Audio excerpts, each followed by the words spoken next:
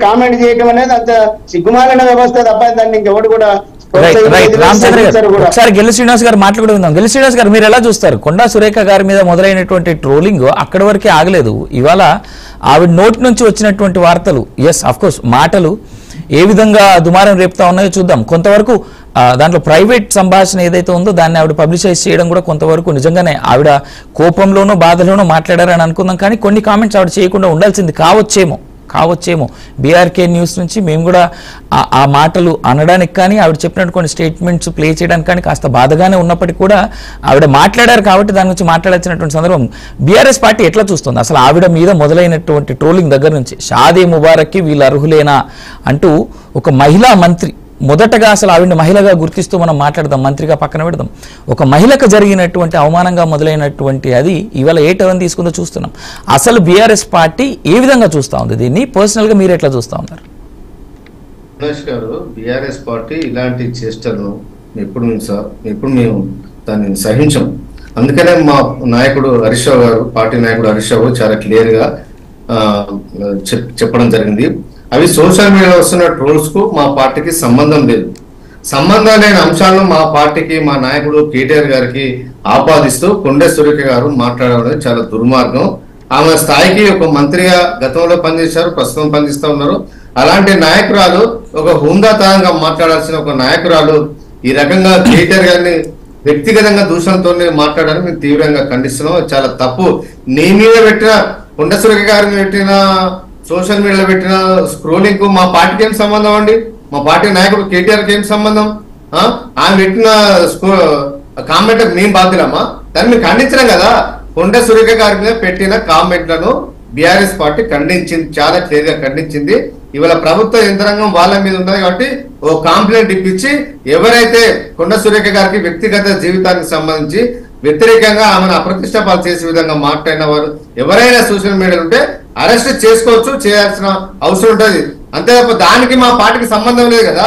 పెట్టిన వాళ్ళందరికీ, దేశంలో ఫేస్బుక్ వాడే వాళ్ళందరికీ బీఆర్ఎస్ పార్టీ, ఆమె వ్యతిరేకంగా పెట్టే వాళ్ళందరూ బీఆర్ఎస్ పార్టీ వాళ్ళని అనుకోవడం కూడా చాలా తప్పు.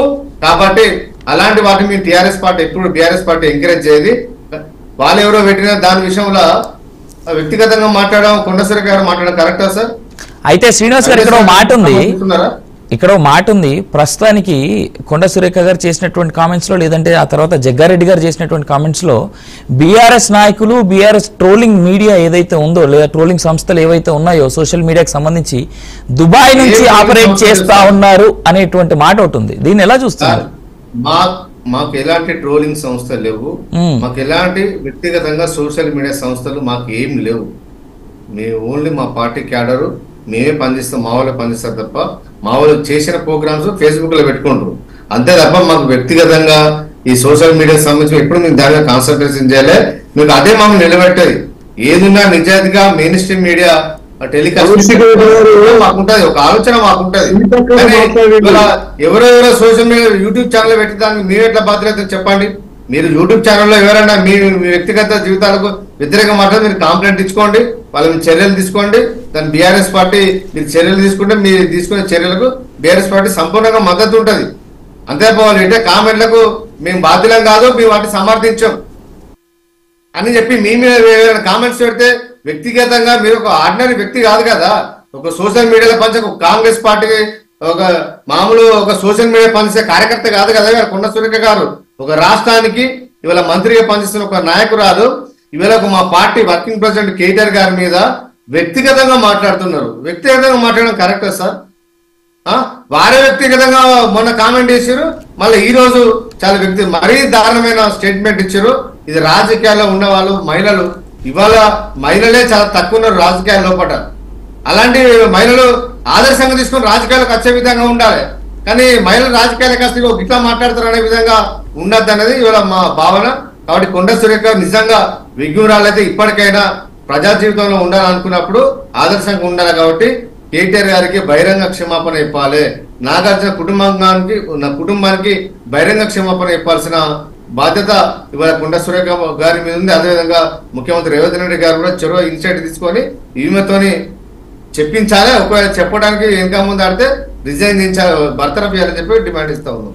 మాజీ బీఆర్ఎస్ నేత కొండా సురేఖ గారు కూడా కేటీఆర్ వద్దంటేనే బయటకు పోయాను అనేటువంటి మాట ఆమె చాలా క్లియర్ గా చెప్పారు. రైట్, దీనిపైన రమేష్ గారు ఏం చెప్తారో విందాం. రమేష్ గారు, కాంగ్రెస్ పార్టీ నాయకులు మీరు అప్పటి నుంచి మాట్లాడాలని చూస్తా ఉన్నారు.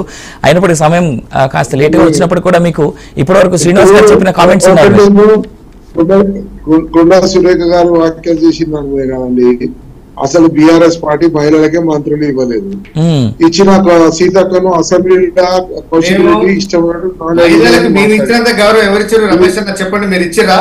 మార్కెట్ కమిటీలో ఇవాళ రిజర్వేషన్ పెట్టి మహిళలకు ఇవాళ రిజర్వేషన్ ఇచ్చిన మీ మార్కెట్ కమిటీలో నామినేట్ పోస్టుల్లో కూడా రిజర్వేషన్ ఇచ్చిరా మీరు?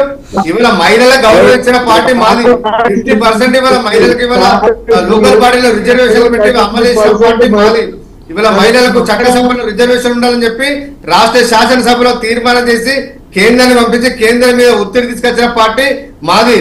ఢిల్లీలో చట్టసభలో రిజర్వేషన్ ఉందని చెప్పి ధర్నా చేసిన పార్టీ మాది.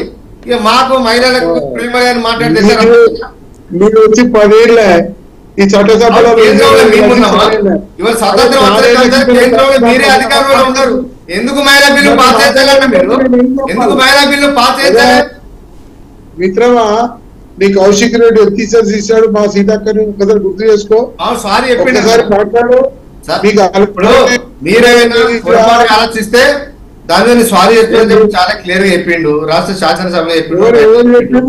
కొండా సురేఖ గారు చెప్పండి. కొండా సురేఖ లెక్క వల్లగారు లాభం వేసి కౌశిక్ రెడ్డి గారు యూజ్ చేయలేదు. అది మీకు కొండ సురేఖ తప్పు మాట్లాడడం చెప్పు, దానికి ఒకటి చెప్పు. సోషల్ మీడియాలో చాలా క్లియర్ గా కొండ సురేఖ గారు దాని మీద డిబేట్ స్టార్ట్ అయింది. రమేష్ గారు చెప్పండి ఒకసారి, విజువల్స్ చూపించండి ఒకసారి, ప్లే చేయండి. రమేష్ అన్న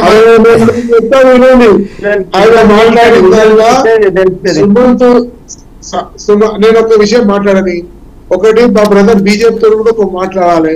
రెండో విషయము మా టిఆర్ఎస్ పార్టీ. ఒకటి ఏంటంటే నాగార్జున ఫ్యామిలీ విషయం మాట్లాడమంటే పత్రికలలో, పేపర్లో, టీవీలలో, మీడియాలలో ఎక్కడ పడితే అక్కడ వచ్చిన మాటలు తప్పితే ఆయన వ్యక్తిగతంగా ఇప్పుడే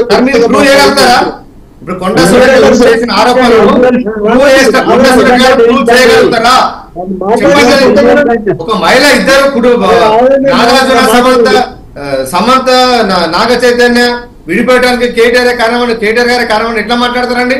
ఒక మంత్రి స్థాయిలో ఉన్న వ్యక్తి ఈ రకంగా వ్యక్తిగత ఆరోపణలు చేయొచ్చా? మేము కూడా ఆరోపణలు వేస్తాం, మీరు భరిస్తారా? మేము కూడా ఆరోపణలు వేస్తాం సార్, మీరు భరిస్తారా? మీ పార్టీ నాయకులు భరిస్తారా? వ్యక్తిగతంగా ప్రిపేర్ అయ్యి మాట్లాడింది కాదు, ఆయన పేపర్ లో ప్రిపేర్ చేయించారు. కరెక్ట్, మీరు కరెక్టే మాట్లాడతారు. ప్రిపేర్ చేయించి మాట్లాడించారు. ఎవరు మాట్లాడించారు చెప్పండి, బయట పెట్టండి. ఎవరు మాట్లాడించారు? కొండా సురేఖ గారు బలవంతంగా ఎవరు మాట్లాడించారు చెప్పండి. ఫిలిం స్టార్ ఎంతమంది కేటీఆర్ మీద మాట్లాడినారు? ఎవరు మాట్లాడారు? చాలా ఎవరు మాట్లాడారు? మీరే మాట్లాడుతున్నారు. మీరే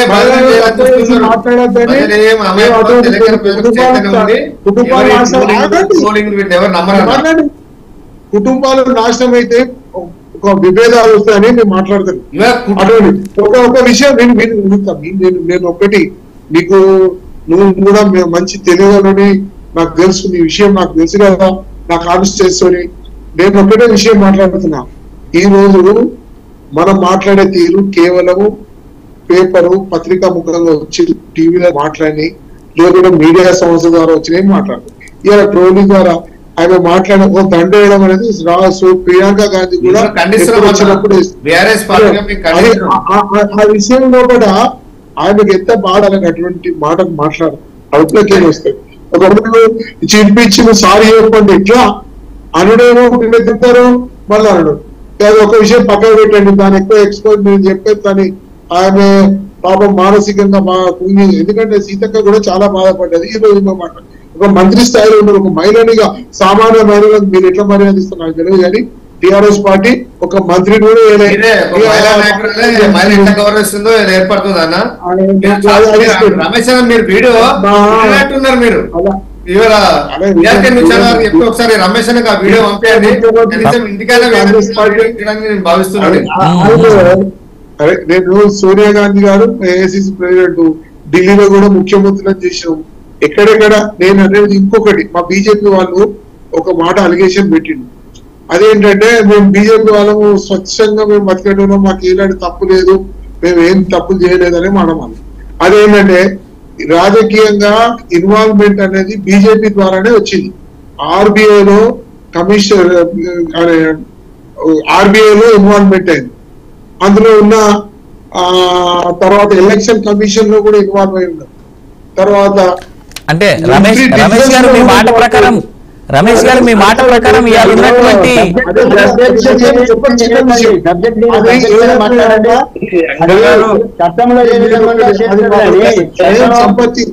ఇవన్నీ కూడా స్వయం సంపత్తి ఎలక్షన్ కమిషన్ కూడా మీ జోక్యం ఉంది.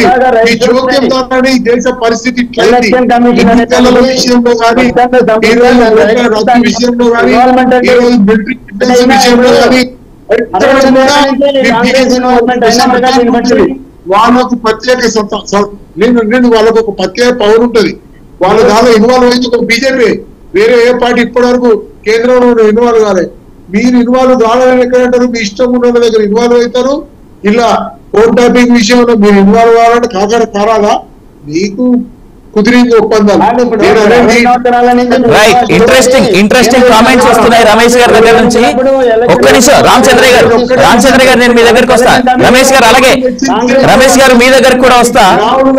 రమేష్ గారు కోర్టు వెచ్చించింది